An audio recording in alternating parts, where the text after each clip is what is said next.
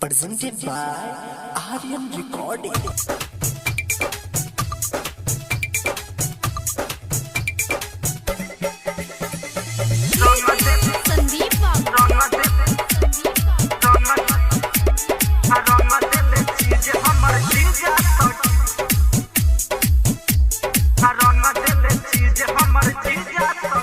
जीजा आइल रहे सखी ससुरारी हमसे कइले उ बड़ी बड़ी यारी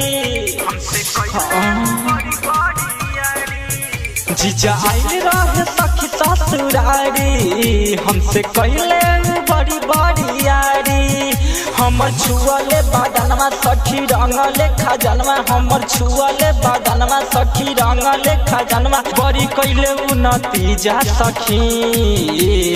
देख ले भीतरी के पीजा सखी आ रंग देले चीज हमर जीजा सखी देख ले भीतरी के पीजा सखी आ रंग देले चीज हमर जीजा सखी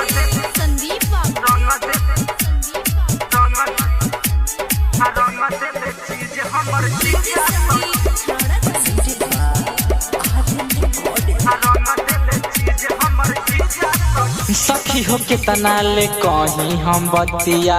जीजा जी मिस दिल दोनों मोर छतिया सखी हो गईनी अचके हम डराई दिले उ हाथ भीतर घुसाए सखी हो कितना ले कहीं हम बतिया जीजा जी मिस दिले दोनों मोर छतिया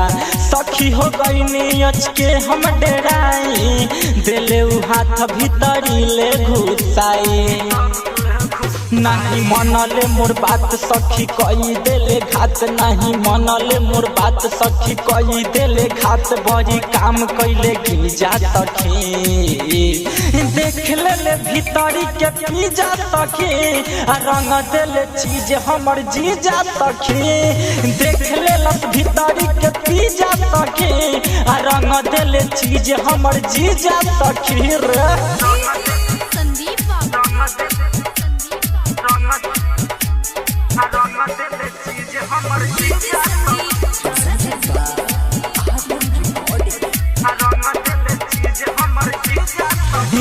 रितेश जीजा कैले बड़ी यारी नया चोली के मोरा कैले कबाड़ी होली में होखे वाला बाटे गाना सुधीर संवरिया जीजा बुझले खेला मना